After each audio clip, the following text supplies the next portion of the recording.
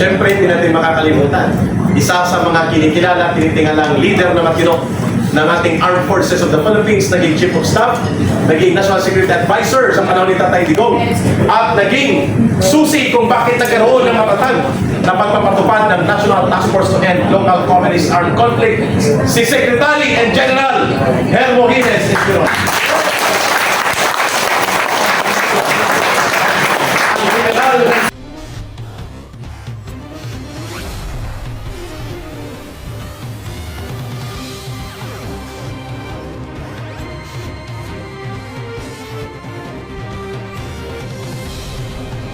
Yatas, Caloocan, at San Roque, Catalon, at buong Kamaynilaan na dating nagrarally ito. Doon, sa panahon na sila ay sasakupan ng panlililang at panloloko ng Communist Party sa area na Metro Manila. Ngayon, sila ay nananawagan ng mabuting pamamahala. Grupo ng Bangon Sambayanan, Kristana. Bangon Sambayanan, People's Movement. Ito po ang pinaagas. Maraming salamat. Ito po ang pinipigilan na mag-rally. Dahil natatakot si Marcos dito na kapag itong lumagsa sa lansana, may kalalagyan siya. So leaders po ito ng dating area ng Kadamay. Yun ang mga malalakas dati sa rallian. Ngayon, sumasama sila sa panawagan ng pagbabago sa isang napupulong na gobyerno. Hindi para pabagsakin ng gobyerno, ha? Panawagan ng pagbabago at reforma. Hindi para pabagsakin ng gobyerno. Number 2, palakpakan natin Inday Cares Association. Kaya ang pinakamarami.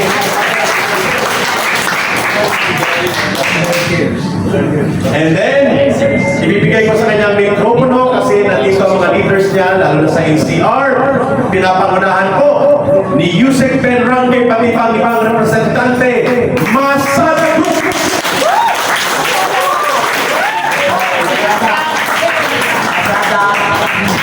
Tawagan ko na Masada NCR, Nene, Magali. Ito yung kainasyon ng Masada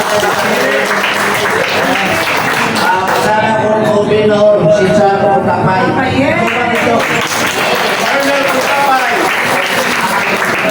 Sama ng Masada sa Miss Masada kay Miss Masada. Ang Miss is Mayor Inday Sarang supporter. Carla, tumayo ka. Mayor Inday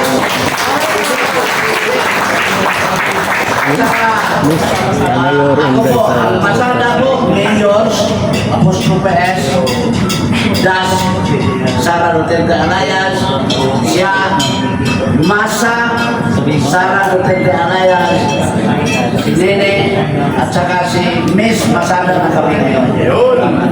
Yun. Paglaban, wala po yan. Abang sila mamatay. Ang Masada po ay National Alliance.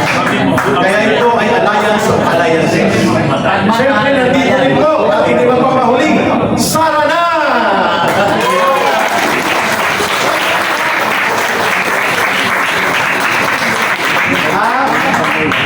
Nandito po ang grupo na palaging present kapag tayo nagtitipon sa EDSA Shrine area. Walang absent. Quezon City Anti-Crime Advocate Group.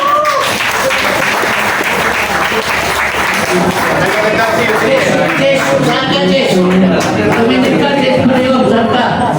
Dito pala.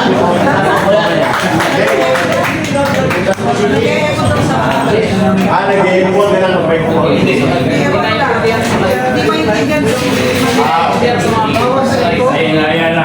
Okay, hindi ko alam eh. Okay. Mas malakas naman yata boses ko to. Masakit na sa audio nila. At hindi nila ma-carry yung mga messages. So ulitin ko lang, kanina nandito ang Bangon Sambayanan People's Movement. Nandito din po. Okay na ba yan? O okay na naman na lang mic? Walang may. Hello. Ano ba yan? Walang may.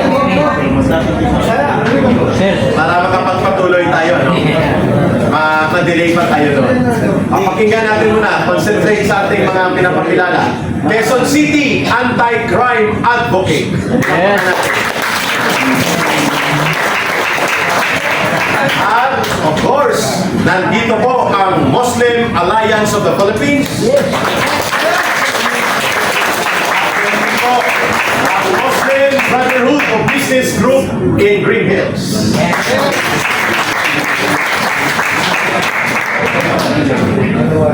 Nandito rin po kasama nila galing pa Davao pero sumama Muslim Alliance for Peace and Solidarity also grupo nila Go Brandy Gasparos Fund.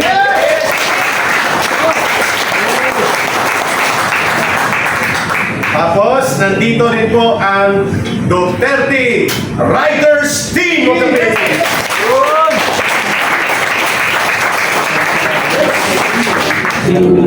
Representative from the Chinese Filipino Community Group in Metro Manila. Pakalapin niyo. Roland at si Ma'am Sonia. Of course, nandito po, ano to, MRRD. Ang alam ko, PRRD. Mayor,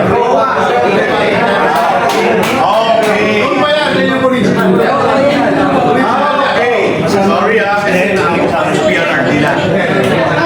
MRRD is itong original na bumuo ng campaign team para sa kilusang Tatay Digong sa pagkakulo. Pwede ba natin makita ang representanteng leader ng The Professionals for Christ? Naliligaw. Hinahanap pa. Kasi nga nakalagay doon Robinson's circle ang pinunta nila Galeria. Pupunta tayo doon sa Black Friday contest kasi nandun yung It's Us Right. Next, the Bangsamoro Ladies for Peace.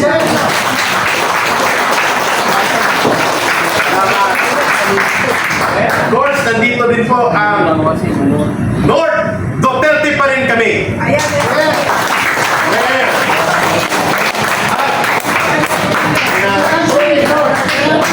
Solid North, at the same time, they are representing the group na binubuo ni Governor Chavez Singson.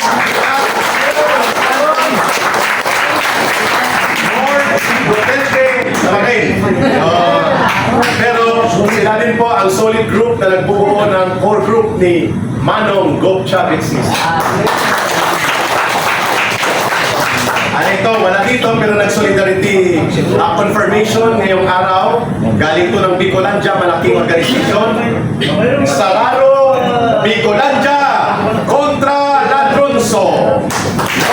Apat na organisasyon ito coming from Bicol.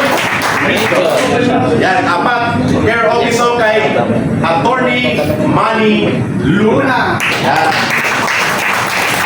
Dito ang force multiplier para po sa pagreforma sa gobyerno may problemang nabubulok. Sarge multiplier! Of course, hindi natin kakalimutan representing unti-unting lumalawak po sila nanggaling po ito sa mga retired uniform services General Daos and Colonel Opriasa. Colonel Pontapay. Dalawang so, nandito po. Si Sir Noel ay retired po ito, Manila's finest. At siya na ngayon ang nagbubuo ng Sarana. Yes. Of course, makasabihin nyo, lokal lang ang binubuo ng Kampilan. Nag-commit po sa araw na ito, konfirmado na malaking organisasyon po ito na nakabase sa New York ng mga Filipino communities. Patriotic Filipinos USA! Dito kami pumunta nito ng Jing, ako po ay papakulong ng walang sala at hindi makakalabas ng 4 hanggang 5 buwan nang hinahabol kami ng Quadcom noon ng Mordes sa New York. Sa grupo ng Patriotic Filipinos USA. Malakas po ito na tumulong noon sa panahon ni Tatay Digong laban sa Communist Terrorist Operation sa Amerika. At nandito rin po ang grupo nila Attorney Arnedo Valera. Matagal po ito na organization sa US. Nag-commit sila na tumulong sa kampilan ng mamamayan. Filipino Migrant Heritage Foundation. Naka-base naman ito sa Washington, D.C. Filipino Migrant Heritage Foundation. Ang abogado nito ay dating abogado ng National Democratic Party. Yon. Pero ngayon ay tumulong ito nang si Tatay Digong naging presidente, tumulong siya para mabuo ang Migrant Filipino Associations and Communities sa Amerika.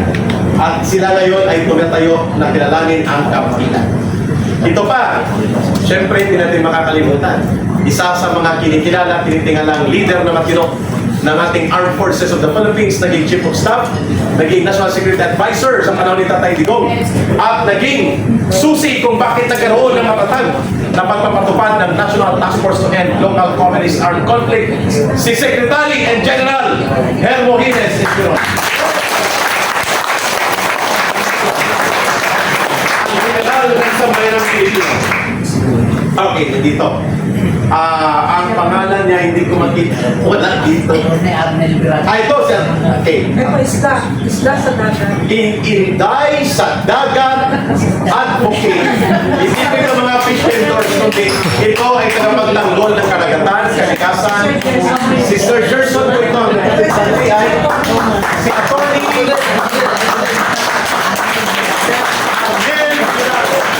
Yun, thank you, Atty. At of course, nandito din po.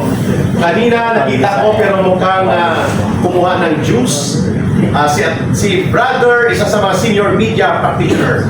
Tumutulong din sa ating communications program. Si brother Eli Saludan. Si Vice President ng RMN.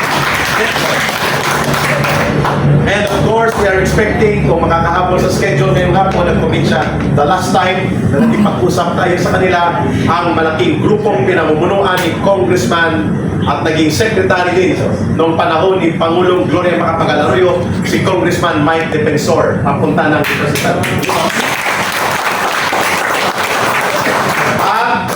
Ang SOS is? SDS. SDS. Nandito ba? Sala Duterte Supporters International. Kasama na ito yun. Arnie Valera. Okay. Kina Attorney Arnie Valera. Okay. SDS is an international alliance of solid Sala supporters. Okay. Then, nandito po ang Duterte pa rin.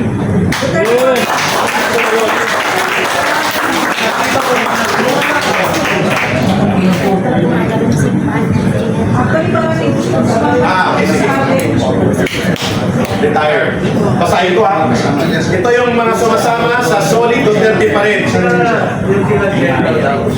lang namin siya? Si Duterte,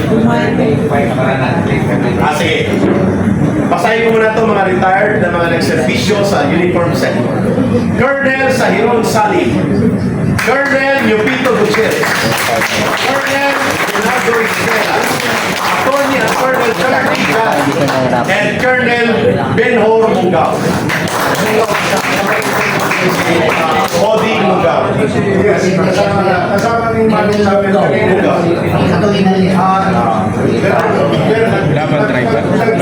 Pakinggan muna natin. Kasi mga Nagpapangako sila na magsusupport 100% kay Manong Chavez at sa mga gawain natin.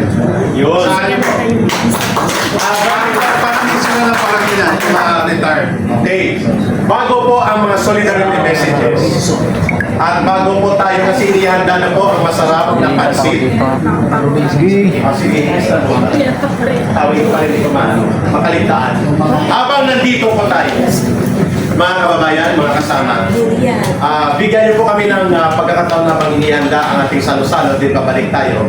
Kasi ang request natin na ililibre ang lugar na to ng isang kasama natin, ang pangalan niya ay Congressman Jing Paras, hanggang 6:30. Hindi niya tayo papabayarin. Pakinggan natin ang palakpakan ang pakikipag-isa ng General ng Sambayanang Pilipino, matikas, matatag pa rin ang paninindigan para sa mamamayan. General